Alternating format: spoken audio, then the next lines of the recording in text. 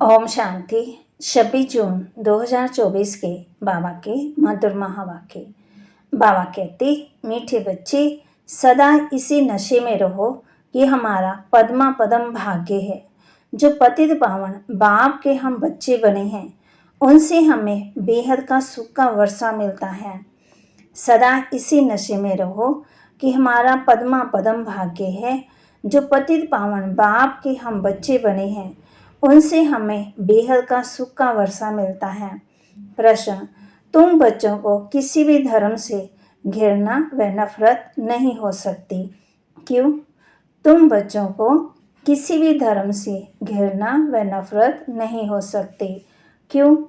क्योंकि तुम बीज और झाड़ को जानते हो। तुम्हें पता है ये मनुष्य सृष्टि रूपी बेहद का झाड़ है। इसमें हर एक अपना अपना पार्ट है, हर एक का।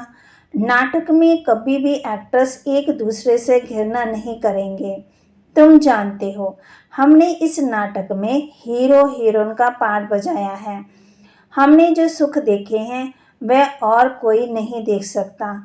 तुम्हें अथाह खुशी है कि हमारे विश्व पर राज्य करने वाले हम ही हैं। मैंने सारे विश्व पर राज्य करने वाले हम ही हैं। ओम शांति। ओम शांति कहने से ही बच्चों को जो नॉलेज मिली है वह सारी बुद्धि में आ जानी चाहिए। बाप की भी बुद्धि में कौन सी नॉलेज है? ये मनुष्य सृष्टि रूपी झाड़ है, जिसे कल्प वृक्ष भी कहते हैं। उसकी उत्पत्ति, पालना, फिर विनाश कैसे होता है, सारा बुद्धि में आना चाहिए। जैसे वह जड़ झाड़ होता है, ये है चेतन। बीज भी चेतन है, उनकी महिमा भी गाते हैं। वे सत्य है, चेतन है, अर्थात झाड़ के आदि मध्यंत का राज समझा रहे हैं। कोई भी इनके बारे नहीं जानता है। प्रजापिता ब्रह्मा की ऑक्यूपेशन को भी जानना चाहिए। ब्रह्मा को कोई याद नहीं करते, जानते ही नहीं। अजमेर में ब्रह्मा का मंदिर है, त्रिमूर्ति चित्र छपाते हैं। उनमें ब्रह्मा विष्णु शंकर हैं। ब्रह्मा देवता नमें कहते हैं। अब तुम बच्चे जानते हो, इस समय ब्रह्मा को देवता नहीं कहा जाता है। जब संपूर्ण बने तब देवता कहा जाए। संपूर्ण बन चले जाते हैं सूक्ष्म वतन में। बाबा कहते हैं, तुम्हारे बाप का नाम क्या है? किससे पूछते हैं? आत्मा से। आत्मा कहती है, हमारा बाबा। जिसको मालूम नहीं कि किसने कहा, वह तो ये प्रश्न पूछ न सके। तुम बच्चे समझ तो गए हो, बरोबर दो बाप हैं सबके। ज्ञान तो एक ही बाप देते हैं। अभी तुम बच्चे समझते होंगे, ये शिव बाबा का रथ है। बाबा इस रथ द्वारा हमको ज्ञान सुनाते हैं। एक तो ये है जिस्मानी ब्रह्मा बाप का रथ है, दूसरा फिर रूहानी बाप का ये रथ है। उस रूहानी बाप की महिमा है सुख का सागर, शांति का सागर। पहले तो ये बुद्धि में रहेगा, ये बेहद का बाप है, जिससे बेहद का वर्षा मिलता है। पावन दुनिया के मालिक बनते हैं, निराकार को बुलाते हैं, पतित पावन आओ। आत्मा ही बुलाती है। जब पावन आत्मा है तब ही पुकारते हैं, पतित हैं तो पुकारते हैं। अब तुम आत्मा जानते हो, वह पतित पावन बाप इस तन में आया है, ये भूलना नहीं है। हम उनके बच्चे बने हैं, ये सौभाग्य तो क्या पदम भाग्य की बात है। फिर उस बाप को भूलना क्यों चाहिए? इस समय बाप आए हैं, ये नई बात है। शिव जयंती भी हर वर्ष मनाई जाती है, तो जरूर वह एक ही बार ही आते हैं। लक्ष्मी नारायण सतयुग में थे, इस समय नहीं है, तो समझाना चाहिए उन्होंने जन्म लिया होगा। 16 कला से 12-14 कला में आए होंगे, ये तुम्हारे बिना कोई नहीं जानते। सत्युग को कहा जाता है नई दुनिया, वहाँ सब कुछ नया ही नया है।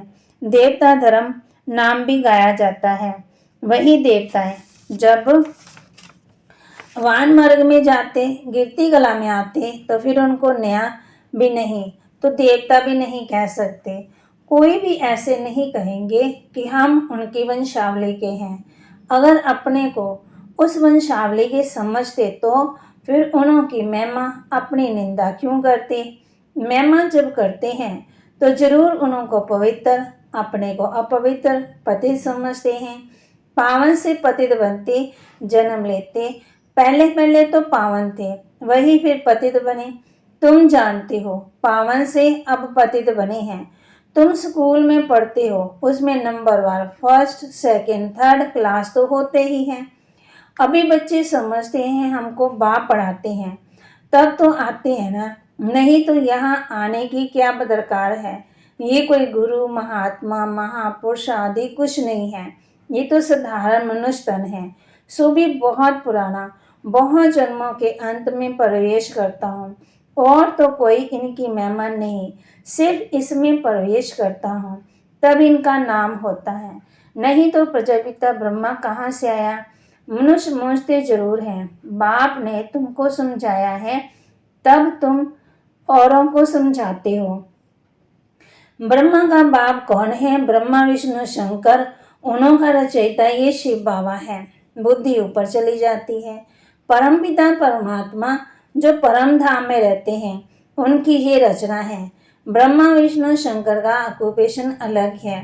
कोई आपस में 3-4 होते, सबका पता अपना अपना होता, पाठ हरे का अपना अपना। इतने करोड़ आत्माएं, एक पाठ न मिले दूसरे से, मना स्वभाव संस्कार नहीं मिलते। ये वंडरफुल बातें समझी जाती है। कितने ढेर मनुष्य, अभी चक्कर पूरा होता है, अंत है ना, सब वापस जाएंगे, फिर से चक्कर रिपीट होना है। बाप ये सब बातें भिन्न भिन्न प्रकार से समझाते रहते हैं, नई बात नहीं। कहते हैं कल पहले भी समझाया था। बहुत लवली बाप है। ऐसे बाप को तो बहुत प्यार से याद करना चाहिए। तुम भी बाप के लवली बच्ची हो ना, बाप को याद करते आए हो। पहले सब एक की पूजा करते थे, भेदभाव की बात है ही नहीं। अभी तो कितना भेदभाव है। ये राम के भक्त हैं, ये कृष्ण के भक्त हैं। राम के भक्त धूप जगाते हैं, कृष्ण का नाक बंद कर देते हैं। फिर ऐसी भी कुछ बातें शास्त्रों में हैं। वह कहे हमारा भगवान बड़ा, वो कहे हमारा बड़ा, दो भगवान समझ लेते हैं, तो रॉन्ग होने के कारण सब अनराइटिस काम ही करते हैं। बात समझाते हैं बच्चे, भक्ति भक्ति है, ज्ञान ज्ञान है। ज्ञान का सागर एक ही बाप है, बाकी वह सब है भक्ति के सागर। ज्ञान से सदगति होती है। अभी तुम बच्चे ज्ञानवान बने हो, बाप ने तुम्हें अपना और सारे चक्कर का परिचय दिया है, जो और कोई दे न सके। इसलिए बाप कहते हैं तुम बच्चे हो सुदर्शन चक्रधारी। परमपिता परमात्मा तो एक ही है, बाकी सब बच्चे ही बच्चे हैं। परमपिता अपने को कोई कह ना सके। जो अच्छे समझदार मनुष्य हैं, समझते हैं ये कितना बड़ा ड्रामा है। उनमें सब एक्टर्स अविनाशी पार्ट बजाते हैं। वह छोटे नाटक तो विनाशी होते हैं, ये है अनादि अविनाशी, कभी बंद होने वाला नहीं। इतनी छोटी आत्मा, इतना बड़ा पार्ट मिला हुआ है, शरीर लेने और छोड़ने का और पार्ट बजाने का। ये बातें कोई शास्त्रों में नहीं है। अगर इसको किसी गुरु ने सुनाया होता तो उनके और भी फॉलोअर्स होते। सिर्फ एक फॉलोअर्स क्या काम करगा। फॉलोअर्स तो वह जो पूरा फॉलो करे। इनकी ड्रेस आदि वह है ही नहीं, कौन कहेंगे शिष्य हैं। ये तो बाप बैठ पढ़ाते हैं, बाप को ही फॉलो करना है। जैसे बारात होती है, शिव की बारात कहते हैं, बाबा कहते हैं ये हमारी बारात है। तुम सब भक्तनियां हो, मैं हूँ भगवान, तुम सब सजनियां हो। बाबा आया है तुमको श्रृंगार कर ले जाने, कितनी खुशी होनी चाहिए। अब तुम सृष्टि के आदि मध्यांत को जानते हो। तुम बाप को याद करते करते पवित्र बन जाते हो, तो पवित्र राजाई मिलती है। बाप समझाते हैं मैं आता ही हूँ अंत में, मुझे बुलाते ही हैं पावन दुनिया की स्थापना और पति दुनिया का विनाश कराने आओ। इसलिए महाकाल भी कहते हैं। महाकाल का भी मंदिर होता है। काल के मंदिर को देखते हैं ना, शिव को काल कहेंगे, बुलाते हैं कि आकर के पावन बनाओ, आत्मा को ले जाते हैं। बेहद का बाप कितनी ढेर आत्मा को लेने के लिए आए हैं। काल काल महाकाल सब आत्मा को पवित्र गुलगुल बनाकर ले जाते हैं। गुलगुल बन जाए फिर बाप भी ले चलेंगे गोद में। अगर पवित्र नहीं बनेंगे तो सजाएं खानी पड़ेगी। फर्क तो रहता है ना, पाप रह जाते हैं तो फिर सजा खानी पड़े, पदवी भी ऐसा मिलता है। इसलिए बाप समझाते हैं, मीठे मीठे बच्चों, बहुत बहुत मीठा बनो। श्री कृष्ण सबको मीठा लगता है। कितना प्रेम से श्री कृष्ण को झुलाते हैं। ध्यान में श्री कृष्ण को छोटा देख जट गोद में उठाकर प्यार करते हैं। वैकुंठ में चले जाते हैं, वहां श्री कृष्ण को चेतन रूप में देखते हैं। अभी तुम बच्चे जानते हो, सचमुच वैकुंठ आ रहा है। हम भविष्य में ये बनेंगे। श्री कृष्ण पर कलंक लगाते हैं, वह सब रॉन्ग है।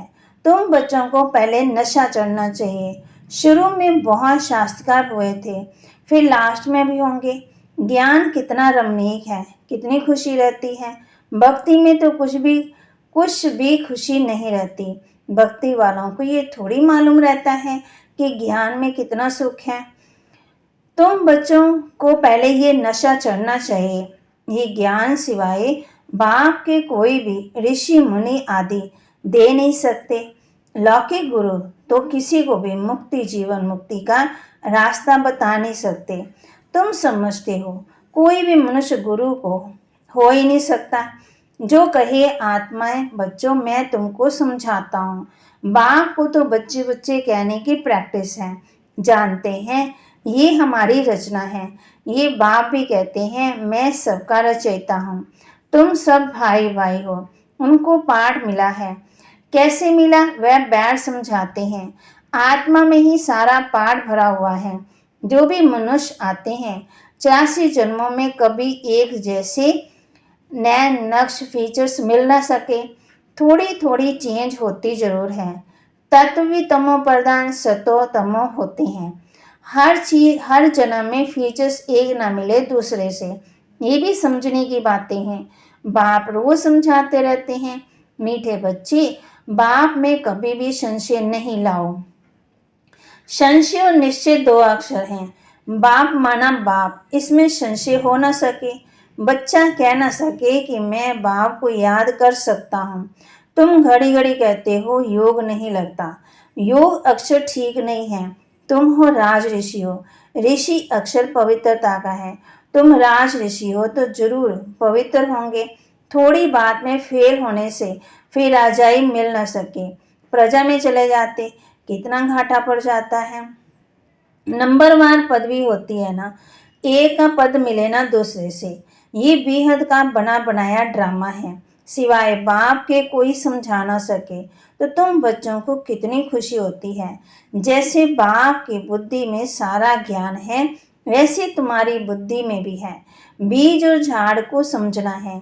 मनुष्य सृष्टि का झाड़ है, इनके साथ बर्डेन ट्री का मिसाल बिल्कुल एक्यूरेट है। बुद्धि भी कहती है हमारा आदि सनातन देवी देवता धर्म का जो थूर था वह लोप हो गया। बाकी सब धर्मों की टाल टालियाँ आदि खड़ी हैं।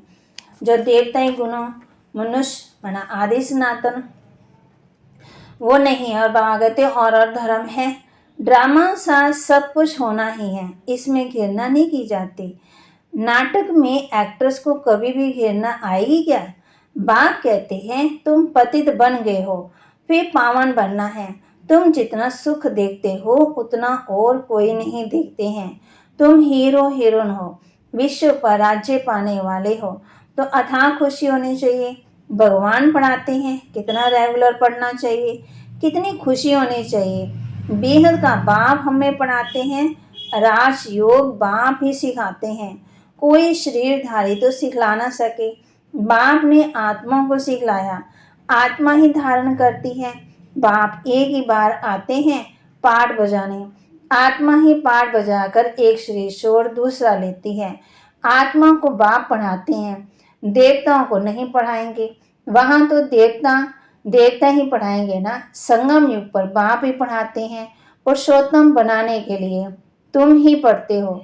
ये संगम युग एक ही है। जब तुम पुरुषोत्तम बनते हो, सत्य बनाने वाला, सतयुग की स्थापना करने वाला एक ही सच्चा बाबा है।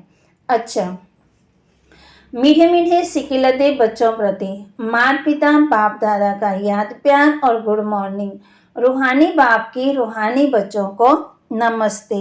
रूहानी बच्चों की रूहानी बाप दादा को दिल व जान सिकवा प्रेम से नमस्ते।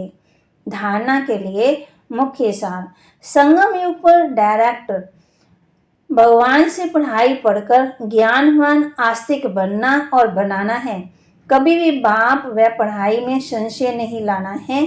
संगम युग पर डायरेक्ट भगवान से पढ़ाई पढ़कर ज्ञानवान आस्तिक बनना और बनाना है।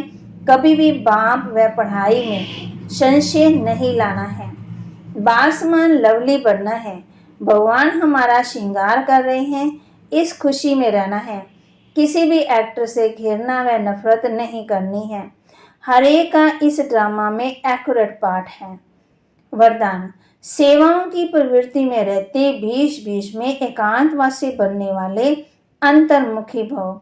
सेवाओं की प्रवृत्ति में रहते बीच बीच में एकांतवासी बनने वाले अंतर्मुखी भव।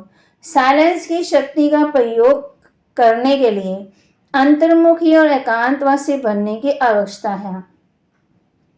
कई बच्चे कहते हैं अंतर्मुखी स्थिति का अनुभव करना व एकांतवासी बनने के लिए समय नहीं मिलता, क्योंकि सेवा की प्रवृत्ति, वाणी की शक्ति की प्रवृत्ति बहुत बढ़ गई है। लेकिन इसके लिए इकट्ठा आधा घंटा व 1 घंटा निकालने की बजाय बीच बीच में थोड़ा समय भी निकालो तो शक्तिशाली स्थिति बन जाएगी। स्लोगन। ब्राह्मण जीवन में युद्ध करने की बजाय मौज मनाओ तो मुश्किल भी सहज हो जाएगा। ब्राह्मण जीवन में युद्ध करने की बजाय मौज मनाओ तो मुश्किल भी सहज हो जाएगा। बाबा ने हम बच्चों को आज होमवर्क दिया है कि सदा इसी नशे में रहो कि हमारा पद्मा पदम भाग्य है। बाबा के महावाक्य को लाइक करें, शेयर करें और सब्सक्राइब करें और अपने जीवन में धारण भी करें। जैसे बाबा कहते हैं, जिसके पास ज्ञान का अविनाशी धन है वही दुनिया में सबसे बड़ा संपत्तिवान है। ओम शांति।